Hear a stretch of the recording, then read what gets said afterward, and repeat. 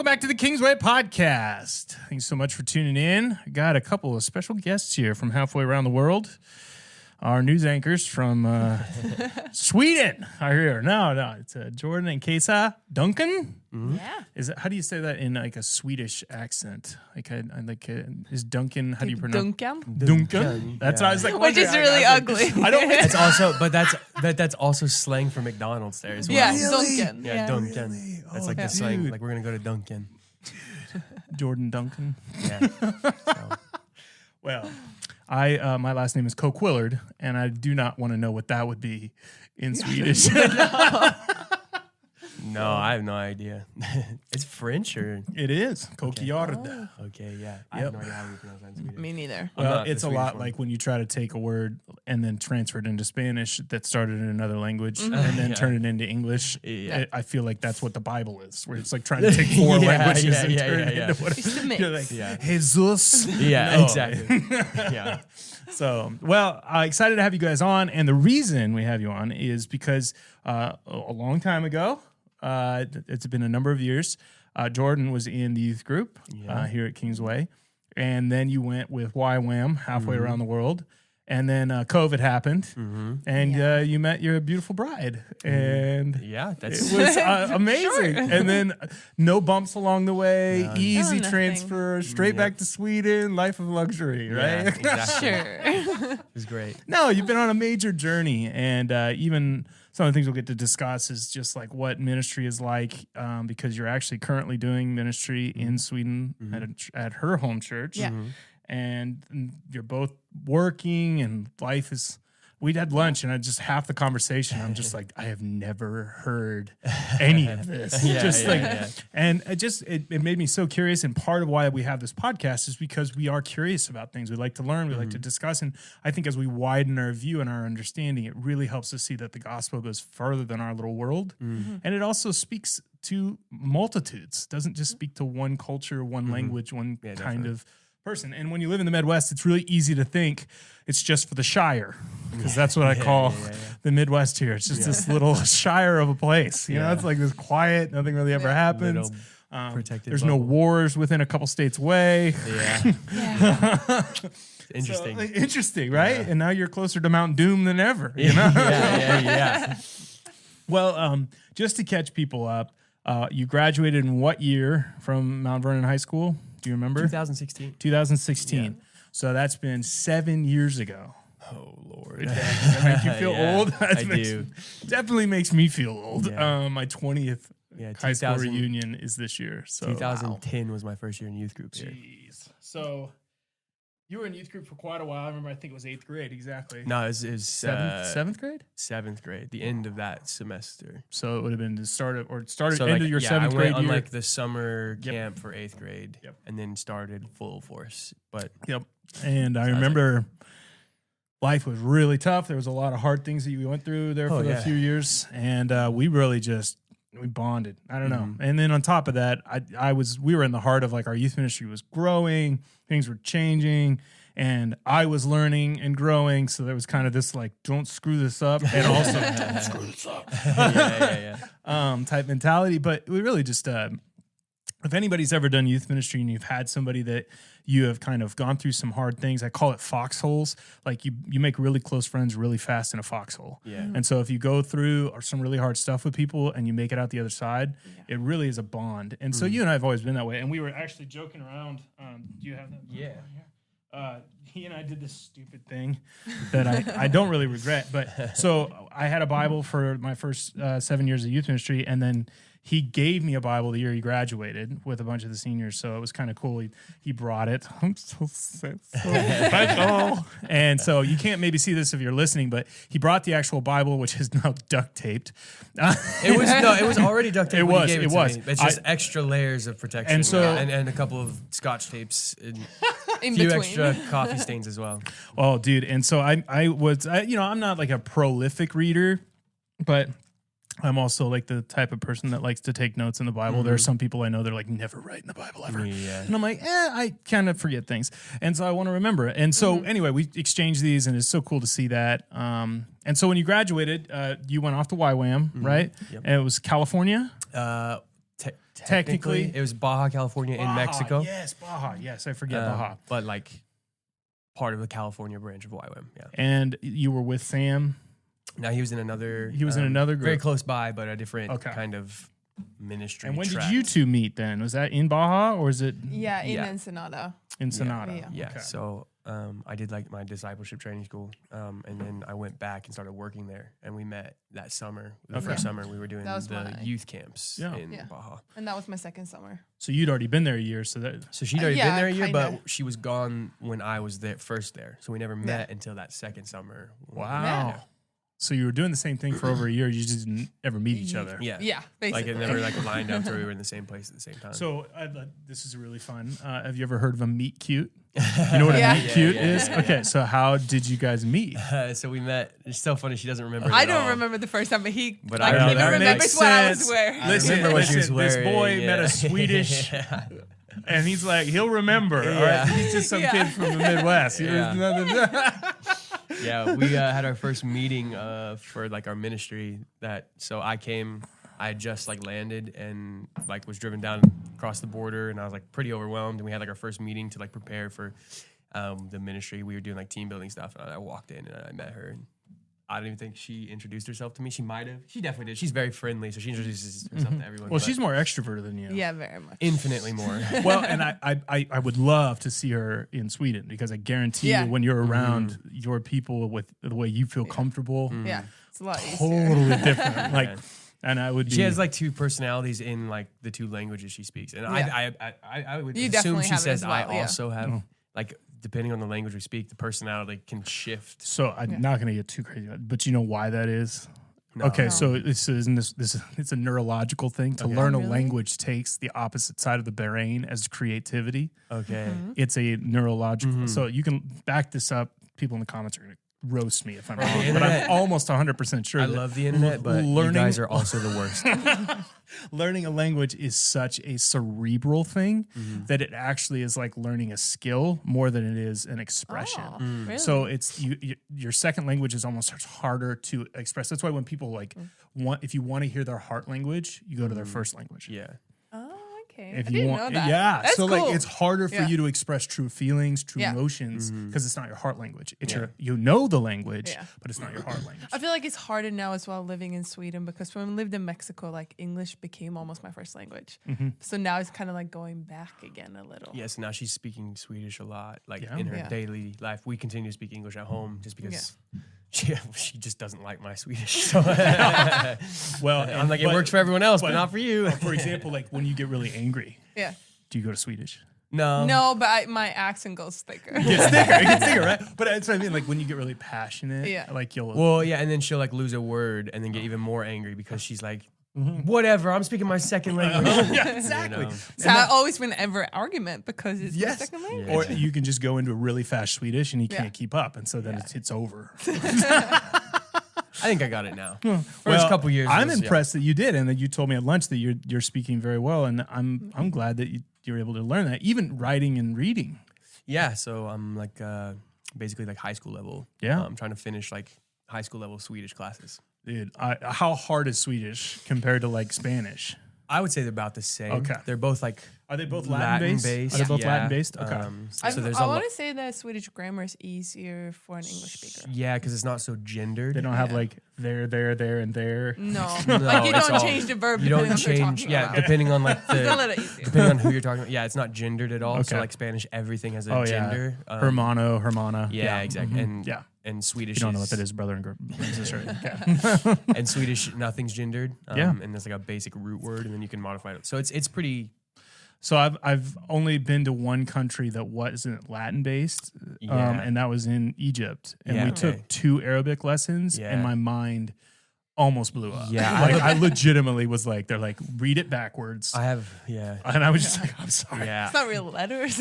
Oh my god. I have a buddy who learned the language they speak in Cambodia, Khmer is what it's called, and it's like it's not Latin based, and it's not even like close to Arabic either. It's just very, very odd. And as an English speaker, he's so upset. We and have frustrated all the time trying to learn it. A couple of our mission partners, Doug and Noy, they do some work in Laos. And one of the things that she says is that the region geographically is so crazy that over a mountain can be a definite... that's kind of Sweden as well. Wild. That's Sweden as well. You can drive accents. 30 minutes and like hear an accent I can't understand, like 30 minutes away. Yeah. Someone explained it to me. It has something to do with the fact that like, you know, people have been there speaking that language for thousands of years compared to like in America, we've been speaking the language here 100, 300 years. So there's some places in the Cajun, like South, that are very similar because they have like French roots and then they have like very like steeped regions in that. So like, I don't know if you've ever heard like someone,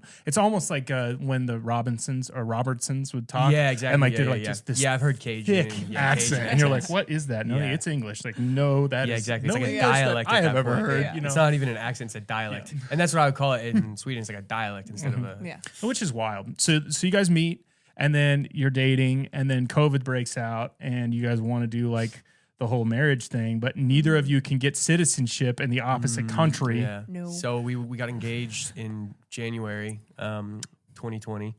Nice timing. Yeah, the world... Great timing. The world seems so... Bright It seems and so much fresh promise. already. The future seemed to have so much promise. Yeah. And then, you know, everything that happened. Also, I do feel like I should state that I was also a mission partner with this church as well. Yep. You guys supported me with monthly support for the 4 years I was in Mexico. We kind of liked you. Yeah. No, but little. it's just like I still feel a part of this church, even though I've not been here for years and years. It's like I've always had the support of this church. So, Well, you are definitely one of my favorites. I get to pick favorites. So, no, you're right. And you humbly asked for it. We were more than willing to be generous and try to help. And, you know, we weren't I don't feel like we were overly generous in the sense of like, I mean, we didn't give a ton. But no, you didn't give me anything really. It was kind of, no, I'm just kidding. Yeah. No, it was We perfect. were able to stipend. And then and honestly, it was more of like, we wanted you to know that we were behind you and we were excited. And I mean, when we first met, and I met you, it was I was like, oh, you guys are gonna be a power couple. Because in my mind, I'm just thinking, these are people that left comfortable places and went to do uncomfortable things without knowing that they had anyone else. And that's like the best teams, because marriage is meant to be not, can you walk with me and carry me? I'm going on an adventure. Would you like to come with me? Yeah. You know, and of course you support and walk, but it's like you both had that drive to do cool things, and you're still there. I mean, I'm yet to be determined what's going to be, you know, down the road. And God willing, if you ever start a family, I mean, you'll get to do that. That's a whole other adventure down the road. I mean, we waited 5 years, and I highly recommend you wait longer. So once you do it, it's over. They're beautiful blessings from God, but wild amounts of work. And then on top of that, so then you meet each other, you get engaged. So COVID happens. And everything shut down real fast. Everything was so fast. There was like talks of shutting the border of Mexico. Oh yeah, and then I remember talking with you guys. And so shut I all the called- trips down. So the everything. church like gave me some extra money to like hold me over while I'm in Mexico, but she had to be back in Sweden, and her flight was out of America, and we just like last second packed up and just drove across the border. No Got to plan. drop like the one, right? same day. Yeah, came the to same here. day that it closed the border. They closed the border at midnight that night, and we crossed the border at like 9 a.m. that day. And like I remember California, like we stopped to get some like water and stuff, and there's like no toilet paper. That was wild. There was that also we did no that. normal water. It was just bubbly Yeah, water. so we like- just bought like 2 packs of LaCroix because that's the only water available. And I was like, all right, well, if the world's going to end, it's going to taste LaCroix. like watered down strawberries. Yeah. No, so we just drove to Mount Vernon.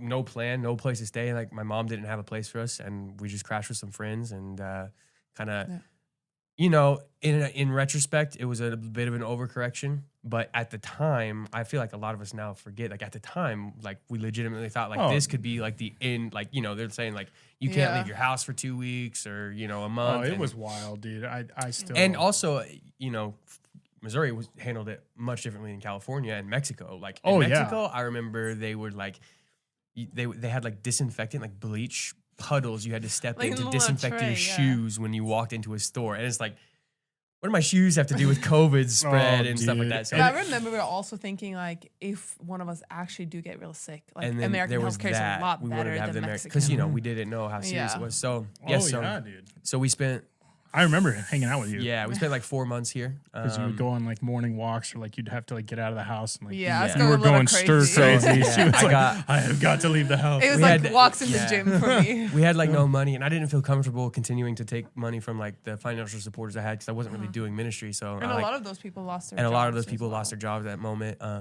So that was also a factor in like, I don't know if I can keep paying like the rent Yeah. or whatever. So I came up here, I got a job at Walmart. I remember that. Yeah. Dark days. It Those were was. dark days. I'm very grateful for the opportunity, but also it was awful. Well, and I remember talking to you and telling you like there's only one answer that really works when you want to step up in those situations, and it's do whatever it takes. And Exactly. I remember telling you, I'm like, you just have to do whatever it takes, man. Like, doesn't mean you have to find it. You don't get the luxury of waiting for the perfect decision. You Yeah. have to just Yeah. start. Yeah, exactly. And then make the adjustments. And you did that. I thought both of you did that. As Yeah, well, she learned how to play video games because Uh-huh. that's all she could I do. remember. That's what lockdown brought me. So then in the middle of the lockdown, basically your citizenship ran out, right? And like you had to go back home. Yeah, well, it was a mix of that, and also I had 2 friends getting married. Yeah. And the plan was for us to meet back in Mexico. But I also couldn't stay that much longer in America. Yeah. Yeah. on her So it was visa, like yeah. a weird, your visa. It's like a was weird middle period. Yeah. So then there's like a year. How long were you guys apart? Not At very long that time, it was only a couple months Okay. because I shortly went. The world kind of opened up again, so I went back to Mexico in August, and then she joined me there in September. It was like really sad though because I remember flying back with my wedding dress because we canceled the wedding Yeah, in we had September. canceled But like the I still September brought it wedding we back had. to Sweden with me. It was just really sad. Oh. And people there were like, "Congratulations!" I was like, "It's not happening." Yeah. Oh my gosh. Yeah, it was pretty rough. So, but we got back to Mexico, and we just decided to make it happen. So we eloped. I watched it. Yeah, we eloped with like 14 friends. We had one of our friends just marry us. He wasn't ordained. Beautiful sunset. Yeah, we wedding. Facebook It Live it wasn't for the supposed family. to be sunset. It It was wasn't- Mexican time. It wasn't supposed to be sunset. We were just very late. It was beautiful. Yeah. So we Facebook Lived it, and we got legally married over Zoom. Technically, we're the legally state of married in the Utah, state right? of Utah Yeah. because that was the only state that would allow a Zoom wedding. I remember you figured that out, and I was like, that is wild. Yeah. But I also loved it. Like I Yeah. was like, that's so cool. Because we did some premarital counseling. Yeah. And I was like, I would love to be able to marry you, but I Yeah. can't. Like Yeah. I can't do it. Like, Yeah. Like, because I couldn't get into the States because at she that couldn't time. come because Exactly. the Yeah. border had closed to anyone who wasn't an American citizen at that time. Yeah. so what's funny is like you say all this and we're laughing and stuff, but there was like months and It was weeks. just crazy. It was so stressful. And I remember talking with you multiple times about it and just being like, I don't have any answers. Like I was like, I don't know what to tell you. And like it felt like the system was working completely against what should have been something that should have been okay. And it was just pure timing. But as you guys have figured out, like you go through something like that and you can make it, then everything starts to get back to AKA whatever normal is. And you're like, this is easy. You're like, Yeah, I feel like the lockdown, especially here, when I was home going a little crazy and you working a job you didn't really like, it was like, if we can make it through this, like Yeah. we can make it through anything. Well, and you guys were really, I mean, he was so compassionate and he felt how stressed and, how you just felt like you're away from your home, away Yeah. from everything you know, away from your friends, away from your family. And he knows what that's like because he, and so you guys, I could tell there was compassion and already an understanding of teamwork and giving each other grace when things are stressful and not leaning into demand, but actually trying to figure things out and be independent. It was good. And so now you've moved to Sweden. So yeah, we Like 2 years ago. decided to do the whole visa process for me so I could live and work in Sweden. So about 2 years ago, we started that. So how process. long does your visa last for? So it's actually up in like 2 weeks. So what's the plan? So when I go back, I'm going to renew it. And the reason kind of like the timing of this trip was so incredible is because after I start the process to renew my visa, I can't actually leave Sweden until that process is complete. Otherwise, they won't And it let can me be come like back 6 in. months or something. And it can take 6 to 8 months. So the fact that like, we're in America for a couple of weddings from close friends, the fact that the timing just like, I didn't tell them this and the timing just like laid out to where they were getting married so close together that I could go to both weddings, even though they're across the country. And at the same time, it's before I'm not allowed to leave Sweden, so it was like, it felt too perfect to not be able to make the trip. Yeah. So, yeah.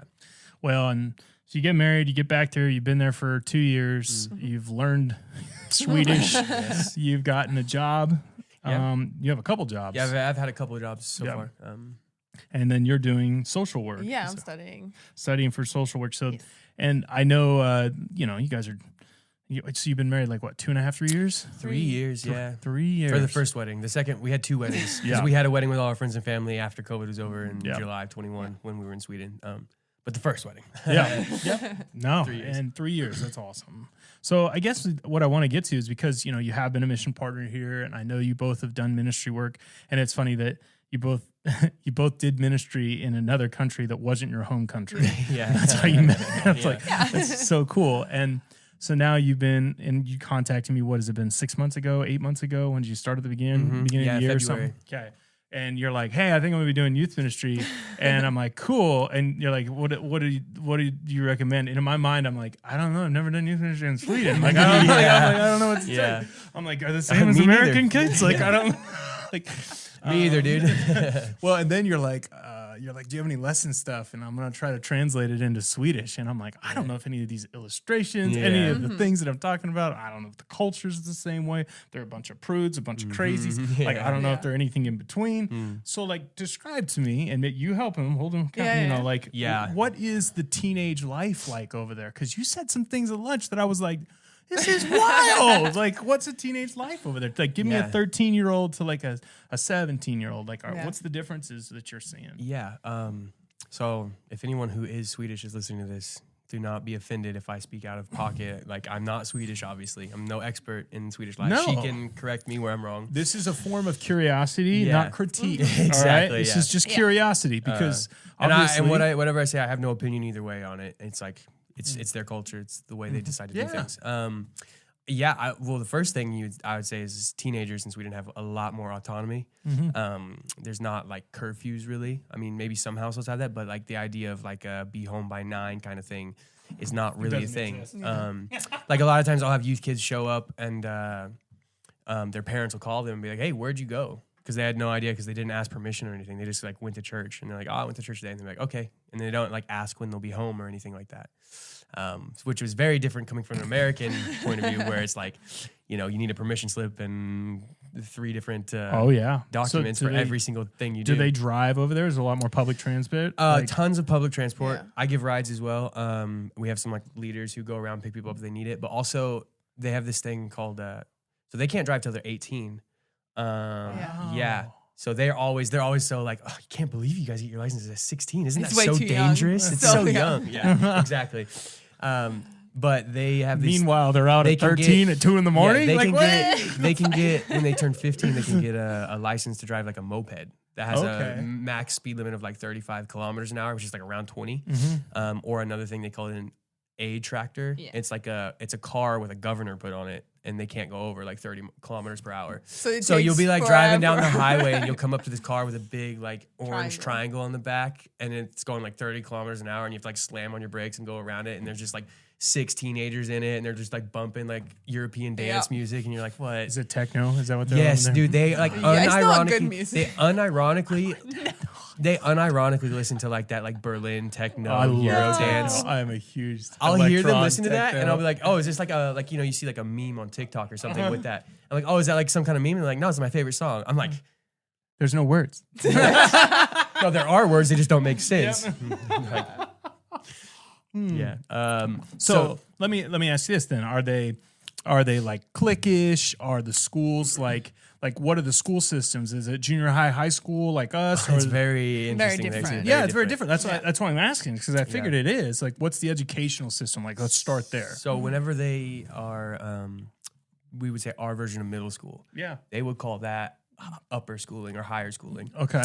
They stop that when they're 15. 15, yeah. 15. And then they have this thing called gymnasiet. And it's like our version of high school, but it's like almost vocational high school. So they would continue to welding or like what? Well, you could do anything. She took gymnasiet in healthcare. So she was taking like nursing classes at the same time she was like finishing her maths and stuff. So where we would be doing like math and sociology or whatever in high school, they're doing like some of that, but then they're like focused on also like nursing and like learning how to draw blood. So this is like almost like a community college combined with high school. Yeah, I would say like vocational, like, I would say, and you can pick, and there's so many options. Yeah, I was gonna say it's a good thing because it kind of keeps your interest in school. Oh, like, yeah. you get to do something fun at the same time. Like you could be a hairdresser, you could be a truck driver, they have you like could be like truck welding. whatever. But I mean, I have kids who've done. Can like, you change tracks? only I like don't the know. first semester, I think. So then after that, you're stuck. yeah, then you're kind of stuck. locked in, which is also terrifying for me, like someone who couldn't even figure out what I wanted to do Oh, when dude, I was. I'm I trying don't to even know think what I'm at doing 16. now. I mean, I only I'm a professional studied- baseball player. That's what I am. I'm a professional Well, so baseball that's player. you can do a gymnasiate. Like I have a kid who's doing a skiing gymnasiate. Yeah. So he does class and then they go skiing all day. Big question here. Yeah. Do they have a video game? Yes, Just they not- do. They do. Dude, how So does you have not- kids how like does not every kid just Yeah. be like, I wanna play the Xbox? yeah, well for that my-" yeah, and they're doing like esports, so they'll like finish their math and whatever they need. That was like the basic requirements to get into university if they want to continue, and then all the other class time is like esports or whatever, or Jeez. like nursing, or like she I went mean, to I India only on a did medical nursing trip. because they said we could go to India for 3 weeks in our third year. Yeah. So that's the reason why I did You're it. like, yeah, India. That's Yep, all I heard. sure. Just India draw blood. Yep, India draw blood. Got it. Jeez, that's crazy. So half your students are already in career paths if they're in high school. Yeah, some of them like have already like decided what they want to do with their future. Some of them are just in like a gen ed. So describe to me. So like and this is complete stereotype, but it kind of helps me understand the culture. Like when I went to the Ukraine, it's still like the way that they described it is like the curtain is still falling. Like the Soviet curtain is still falling. So like people are very somber. There's not a lot of jovialness. Like even their facial expressions and a lot of stuff. It almost give you this idea of like they've just seen something and been through something super traumatic and they're not allowed to be happy. Yeah. Like that's kind of the culture. Now, it's not that way around like when you get in private places or like but if you're out on the streets, it's just you can almost feel it. Like Oh, really? wait. Now that was even before the war. So I can't imagine, this is like 2015. But I'm wondering, what is the tone of Sweden? Like if you go out here in the Midwest, what do? They're like, hey, what's up? And like they're hi or like, how you doing? Yeah. You go to California, not that way. I feel like California is more like Sweden than like you kind of avoid eye contact. Yeah, it's kind of like a joke. It's like you'll see like memes like when a Swede sees someone that they know in public and they're like pulling their hat down. That's what I wondered. And it's like if you go on public transportation, if you're sitting on the bus, if you sit next to someone you don't know, unless you really, really have to, that's like, what are you? Yeah, What it's are you like doing? it's like a faux Why would pas. you It's do that? weird. New York's the same way. Yeah. Like you go to New York City. It's Yeah, a lot if there's like an colder open culture. seat Yeah. or like and you would never strike up conversation with someone like on the airplane. You would never talk to anybody you don't know. No, not Very really. rarely. Very Very rarely. rarely. So are there extroverted people that do that in the culture that break that norm, or is even the most Some It's also extroverted? people. interesting because there's a lot of like Arabic cultures there in Sweden. Yeah, now, it's a 'cause very they've, mixed they've, now. they've accepted like a lot of refugees from Syria. Yeah. So you'll be walking down the street and you'll see all the Swedes like trying to avoid eye contact, and then you'll see all the Arabic guys who like are out front of the convenience store like like Jovial hey laughing. brother, Yep. all Oh that my stuff. God. So Yeah, it's like it's a a bit very of a culture clash. clash. Yeah. So I'm trying to think. So Swedish culture at its center, like what would you say is like, so in the Midwest, we would be like meat and potatoes, barbecue, like fishing, Yeah. like hunting, like that's like the description of our culture, like biscuits and gravy, Yeah. like what All is the good things in Swedish, what's the Swedish, like if you describe it in Swedish, like what is the Swedish things like that? I feel like the main word is fika, Oh yeah. which is basically having a cup of coffee and like a pastry. Okay, that And- sounds very French though. Oh yeah, maybe, but Swedes like find a reason to do it both in the Wha- morning and in the at afternoon. night. Yeah. Oh, in the Yeah, like- afternoon. That's awesome. Like it's basically just hang out. So a lot of talking, but yes, meatballs and potatoes. Meatballs and is a potatoes. Yeah, well, I would say like Sweden is not good at food. thing. No, But I would say Sweden is extremely good at like pastries, like cinnamon bun, like kanelbulle, cinnamon buns, and like all these different kinds of cookies and everything that you have with a cup of coffee, because fika is like a national, like, for example, if I were to ever become a citizen of Sweden, after I was like accepted my citizenship, I would go to have my first fika as a Swedish citizen at like the parliament. So here, you would say the Pledge of Allegiance. There you go and fika. You have a cup of coffee and a cinnamon bun to celebrate becoming a Swedish citizen. That now does it like the president pour it for you? But it's like everybody Do who's you even have a president? No, but the king could They have I a was king. going to say, Carl you Gustav. don't even have a president. Like, Yeah. So is it a democracy though? Do you get to vote? Yeah, they have a Yes. parliament. Okay. And they The have, king doesn't really do anything Yeah, he's except So for it's like like the public English, appearances. the English king. Okay. Do you still pay him though? Yes. I have no I don't idea. know. Does he have a I know palace? that I get a Yeah. lot of taxes. Okay. I know there's a lot of taxes taken out of my Okay. paycheck. That's what I know. You're paying for the king. I'm very proud of you. Yeah, his family used to ask the other day, like, if I was like related to the king. I was like, no. No, no. Sweden is small, but not that small. Now, how many people are in Sweden? Like 10 million Oh, in the size of California. Yeah. okay. So like New York City, half Yeah, of New York that's City. what I Yeah. was saying. Is like it's funny is there's more people in LA County than the entire country of Sweden. Yeah. So. So the population is not very dense then. Or- It is because it's basically the southern half of the country is populated, and then the northern one really half lives in is the like north. just like Too you know. icy, Imagine like cold? Yeah, it's Too just cold dark. and miserable and dark. It's like the people who live there are the people you imagine live in like the mountains here and don't want to talk to or anybody. in like Alaska. Yeah, like the Alaskans. Yeah. So yeah, mention this. You mentioned this a couple times to me.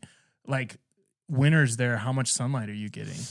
In winter, where we live, because we're pretty south, it's like 6 hours at the worst around Christmas So, time. But like- I mean, like in the north, the sun doesn't even set in winter time. Or doesn't. Yeah, it doesn't come up at all.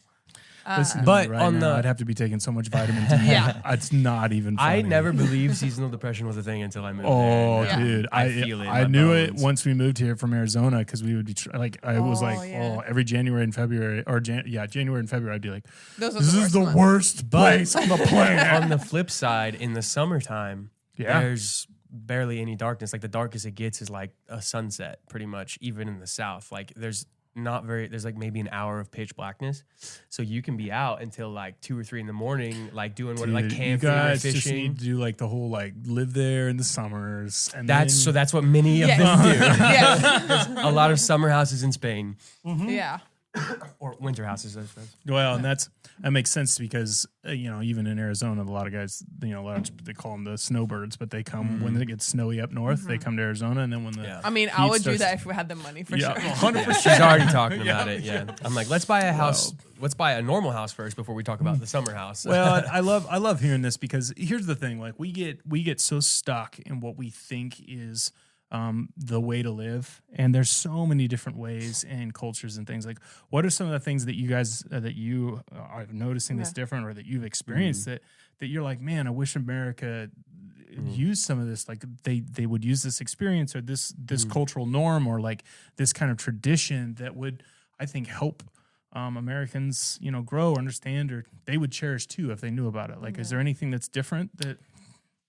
Yeah, I mean, the anything- coffee thing's a big thing. I mean, yeah, I would say that for me, the thing that I enjoy so much about Sweden and would wish that would be like, if I was emperor of the world and I could enact one thing, it would be the relationship with work.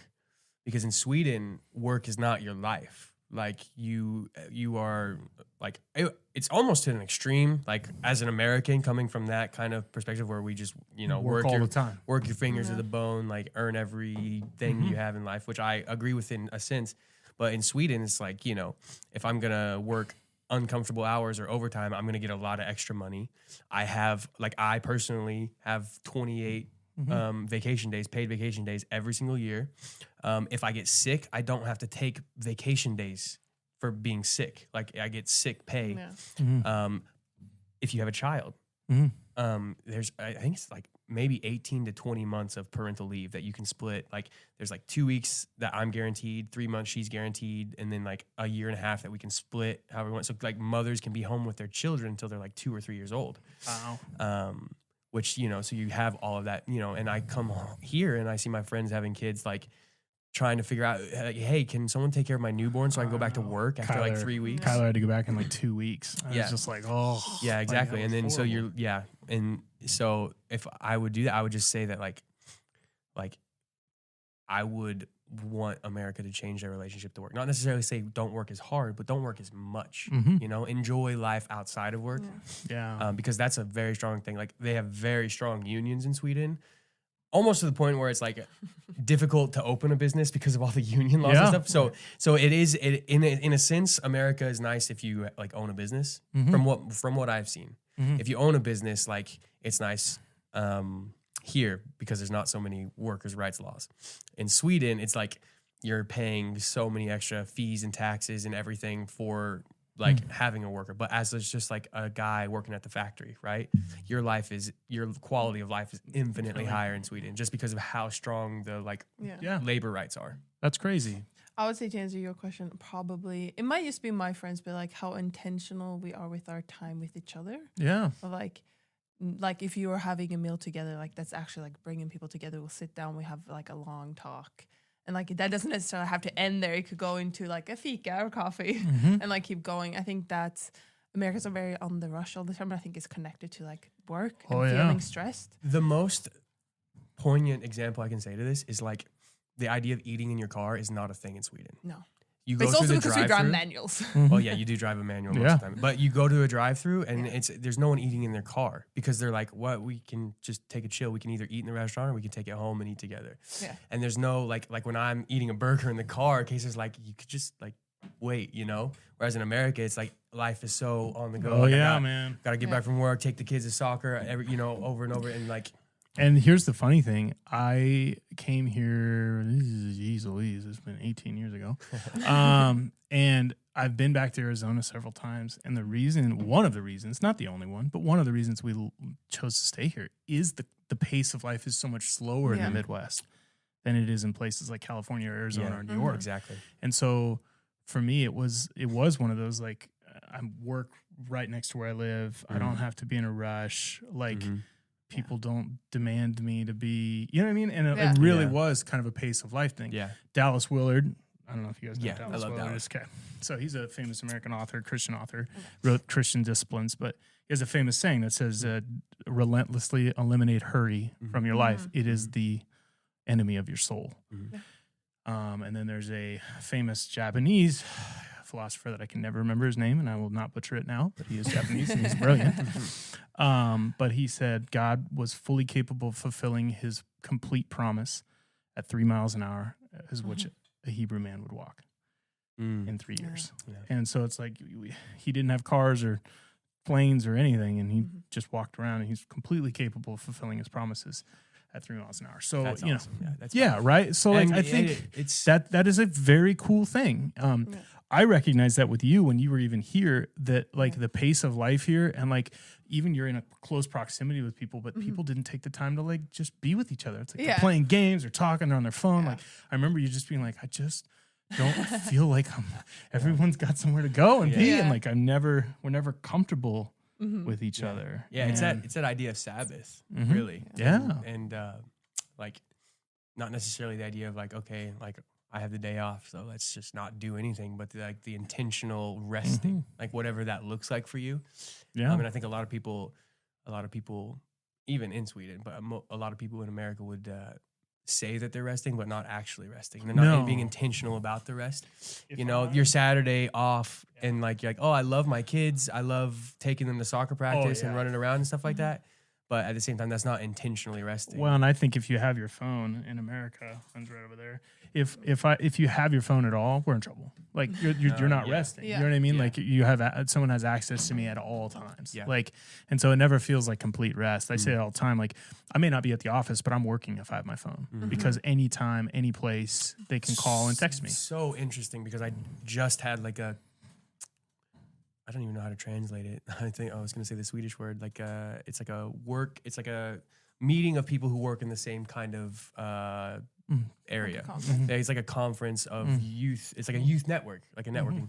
And they were explaining to a lot of the new people who were hired recently about like how to set limits on work and stuff like that. And they were talking about how like you should have a work telephone and like a normal telephone, and we did this thing where like they would say something, and then depending on if you agreed or disagreed, you'd go to one side of the room. And it was interesting for me as the American is like, the question was like, do you answer your phone outside of working hours if a student called you? And I was the only one standing on the side of like, yeah, I would.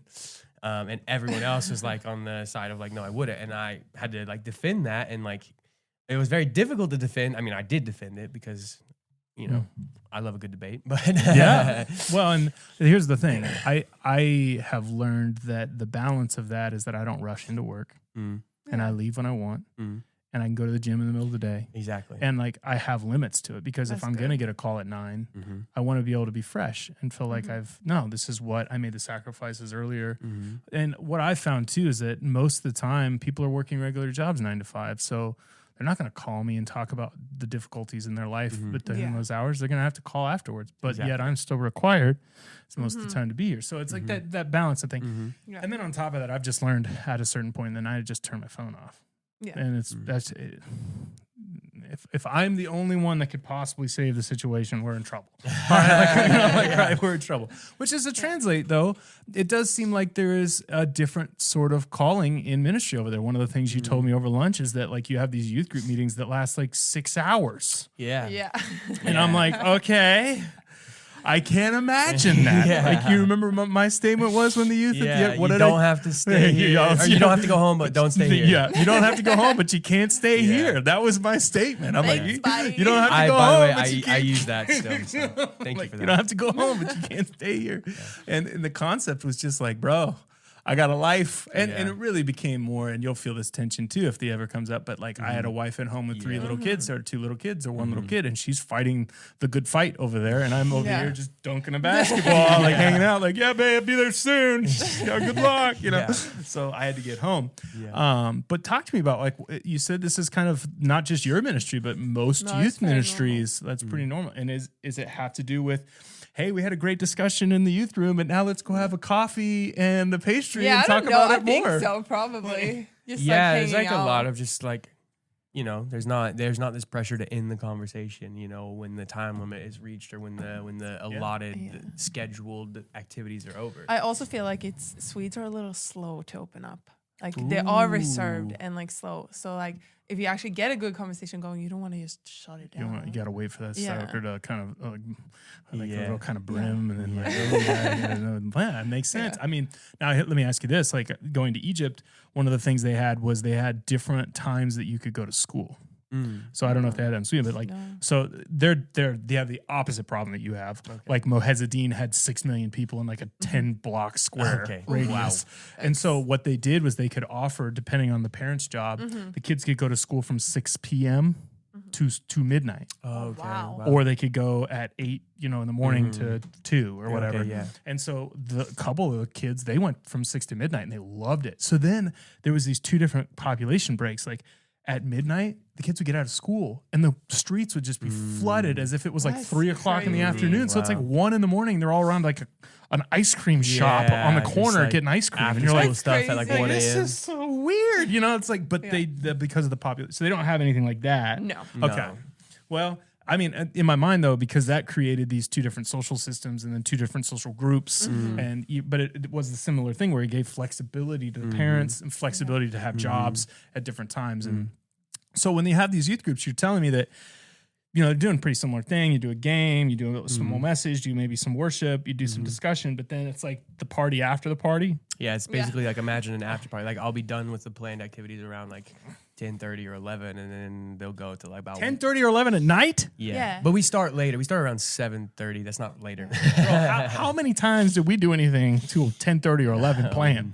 I mean, when I was in youth, we used to go to like 2 a.m. So when they hired me, they all had me scared with these horror stories of like, oh yeah, it could be there till like 3 a.m. sometimes. I've never had to deal with that. It's always been around 12:30 or 1. I think the youth group you have now is also very responsible. I do have a very responsible. A lot of them are older. A lot of them have jobs, and they're like, I'm tired, dude. I'm gonna go home. You know what I mean? So it could come in the future where I do have kids who want to stay. And like for me, I was told I have the power to like stop it, but I just don't feel that need to do that. No, man. I mean, like I said, the pressure built when the family grew for me. But but before that, oh my gosh. I mean, there was times where I was like, but that's also where the whole like, open. Let's go. Like, well, that's also where the whole like the paid vacation and paternity leave thing comes in. So I don't have to feel that pressure because I have like, okay, yeah, Casey's at home with the kids now, but like if she really needs me, I can take a week of vacation or I can take some paternity leave and like, I'm not leaving her alone, but absolutely. So absolutely. Yeah. And all right, big question that I haven't asked yet. It's personal. Do you guys have pizza? They have Middle Eastern kebab on pizza. We have a lot thinner crust. Okay, so they don't have you would like kebab pizza, but everything else kind of sucks. There's a lot of fish on pizza. Like what are we talking There's about? a lot of weird toppings on pizza. That's what I mean. Really there's weird. No pepperoni. the way you know it.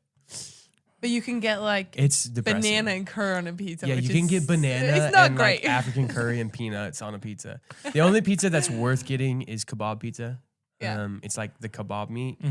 And like I love good Greek food, so I'm a huge Yeah. Greek guy. yeah. So it's like a pizza with like all the normal sauce and cheese, and then you do kebab meat, and then you can have like one of the really popular ones is like French fries on the pizza, or you can do like kebab meat, like lettuce and Listen, the food is not. It's kind of letting me down. Sweden If I is can be so awful, bad at it's letting food. me down. I'm not. Yeah. There's a we reason don't do why I great haven't food. gained a bunch of weight. So you know? here's like just because the crazy food's thing. terrible. Why hasn't someone gone over there and just opened a New York style pizza place? So that's the thing that everybody keeps telling me is when I cook at home and I'll make American food like fried chicken or something, and they're like, you should open a restaurant. Yes. And I'm like, What about a good Mexican taco, bro? The exactly. problem is the lime and the jalapenos are too expensive. Yeah, if I want to buy 2 jalapenos, it costs me $4. Yeah. So, yeah. So, like, you can, like, her girlfriend's from college. I made fish tacos one night.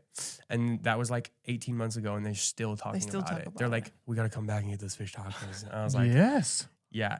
And so that's just to give an example of how terrible the food is. Well, and I think though, like, No offense. So I've been to the Ukraine. The Ukraine is a similar thing where like it's just you eat what you have, like you eat what you have. Like it's not. I wouldn't say it's like a sustenance thing. It's just a I think it's more ideas. kind of just like than ideas of what influence. is good, because like they do this thing called like a rakmakya. It's like a That's shrimp good. sandwich. Don't roast that. Something that we would think is gross. It's like a mayonnaise shrimp salad that they spread over bread, Mhm.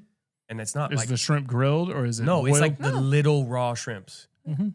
So His parents loved it. my mom really liked this, Yeah. but it's like not something that an American would love. And when they eat Yeah. that, it's like, oh, it's like us having like a McChicken or whatever. Yeah. You know what I mean? So it's just a different value on But, like that, different again, flavor profiles. But like the thing in the Ukraine was borscht, which is boiled cabbage yeah, with like boiled chicken sometimes and vegetables.